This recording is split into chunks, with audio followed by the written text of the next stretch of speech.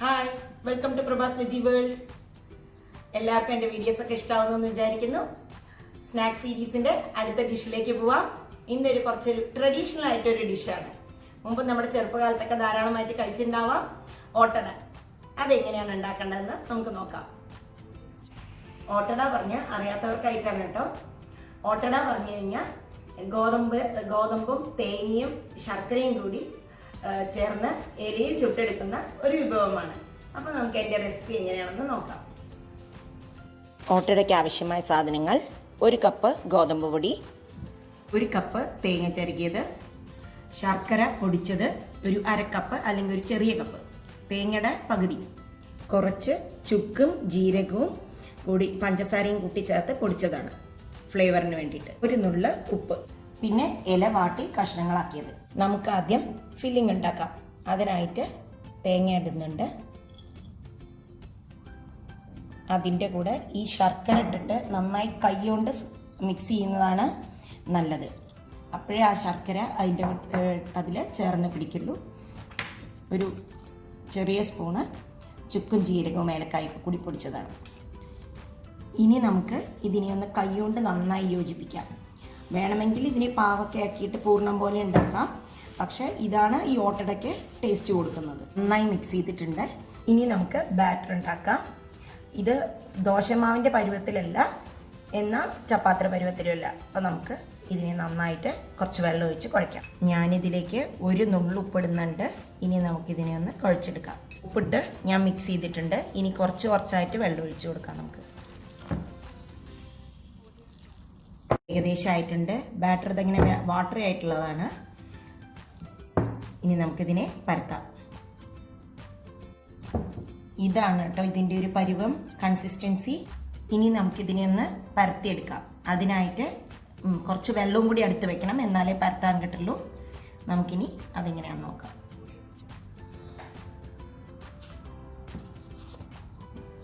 വെള്ളം തൊട്ട് പരത്തിയാൽ മതി. അപ്പം അത് വൃത്തിയായിട്ട് നമുക്ക് പരത്തി കിട്ടും.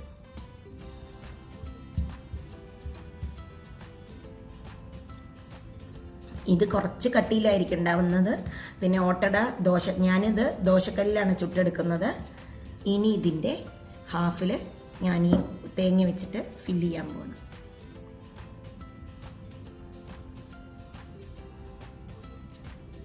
ഫില്ല് ചെയ്തതിന് ശേഷം ഇതിനെ നമ്മൾ ബാക്കി മടക്കുക.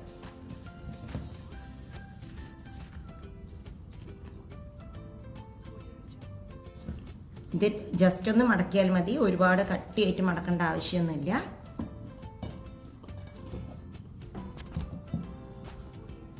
ഇനി നമുക്ക് ബാക്കിയുള്ളതും കൂടി ഇതേപോലെ ഉണ്ടാക്കിയെടുക്കാം.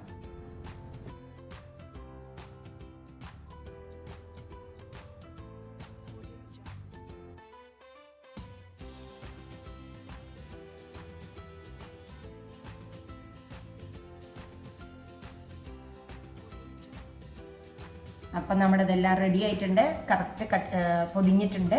ഇതിൽ നിന്ന് ഈ ക്വാണ്ടിറ്റി വെച്ചിട്ട് എനിക്കൊരു 8 എണ്ണം കിട്ടിയിട്ടുണ്ട് കേട്ടോ. ദോശ കല്ലിലേക്ക് കുറച്ച് നെയ്യ് ഒഴിച്ചിട്ടുണ്ട്. ഇനി നമുക്കതിലേക്ക് ഈ ഓട്ടട വയ്ക്കാം.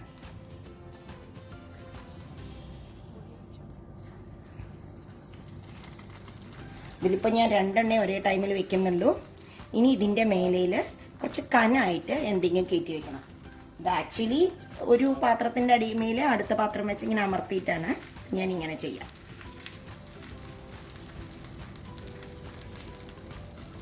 ഇതൊരു ലോ ഫ്ലെയിമിലാണ് വെക്കേണ്ടത്. കുറച്ച് നേരം ഒരു 5 മിനിറ്റ് ഇങ്ങനെ വെക്കാം.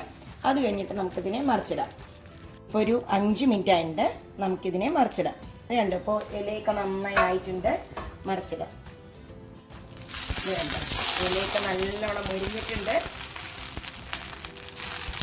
ഇനി ഇങ്ങനെ നമുക്കൊരു 5 മിനിറ്റ് വെക്കാം. ഇനി ഇതിൻ്റെ മേലെ നിങ്ങൾക്ക് വേണമെങ്കിൽ വെളിച്ചെണ്ണയോ അല്ലെങ്കിൽ സൈഡിലൂടെ കുറച്ച് നെയ്യോ ബട്ടറോ ഒക്കെ ഒഴിച്ചു കൊടുക്കാം. ഞാൻ കുറച്ച് ബട്ടർ ഇതിൻ്റെ സൈഡിലൂടെ ഇട്ട് കൊടുക്കുന്നുണ്ട് കേട്ടോ. നെയ്യും നല്ല മണമാണ്. നെയ്യോ ബട്ടറോ കോക്കനട്ട് ഓയിലോ എന്ത് വേണമെങ്കിലും ഉപയോഗിക്കാം. ഇനി ഒരു 5 മിനിറ്റ് ഇതേപോലെ ഇരിക്കട്ടെ. തിരിച്ചിട്ടതിന് ശേഷം നമുക്ക് വെയിറ്റ് വെക്കേണ്ട ആവശ്യമില്ല. ഇതിങ്ങനെ തന്നെ കുക്കായിക്കോളും. ഇതൊരു 5 മിനിറ്റ് ആയിട്ട് ഇനി നമുക്കിതൊന്ന് കുക്കായോ നോക്കാം. അപ്പോൾ ജസ്റ്റ് ഒന്ന് ഇലയിൽ നിന്ന് വിട്ട് വരുന്ന പരുവാണ് ഇതിൻ്റെത്. ഇത് കണ്ടോ, ഇതിപ്പോൾ കുക്കായിട്ടുണ്ട്. ഇലയിൽ നിന്ന് വിട്ട് വരുന്നുണ്ട് കണ്ടോ. ഇതാ മറിച്ചിട്ട് കഴിഞ്ഞാൽ ഇതാ. അപ്പം നമ്മുടെ ഓട്ടട റെഡി ആയിട്ടുണ്ട്. തുറന്നു നോക്കാം. നല്ല ടേസ്റ്റി ആയിട്ട് കണ്ടോ, നന്നായി മൊരിഞ്ഞിട്ടുണ്ട്. കുറച്ച് മൊരിഞ്ഞിട്ടുണ്ട്, വേണമെന്നുള്ളവർക്ക് കുറച്ചും കൂടി മൊരിക്കാം. ഇതായോ എന്നറിയാനായിട്ട് ജസ്റ്റ് ഇതാ ഇങ്ങനെ ഫ്ലിപ്പ് ചെയ്താൽ ആയിട്ടുണ്ട് കണ്ടോ. അടിപൊളി. എല്ലാവരും ട്രൈ ചെയ്ത് നോക്കൂ കേട്ടോ. അപ്പം നമ്മുടെ ഓട്ടട എല്ലാവർക്കും ഇഷ്ടമുണ്ടാകുമെന്ന് വിചാരിക്കുന്നു. എല്ലാവരും ട്രൈ ചെയ്ത് നോക്കൂ. ഇഷ്ടമായ എല്ലാവരും ഫ്രണ്ട്സുമായിട്ട് ഷെയർ ചെയ്യൂ. ലൈക്ക് ചെയ്യാനും കമൻറ്റ് ചെയ്യാനും സബ്സ്ക്രൈബ് ചെയ്യാനൊന്നും മറക്കരുത്. അടുത്ത വീഡിയോയിൽ കാണാം. Bye bye.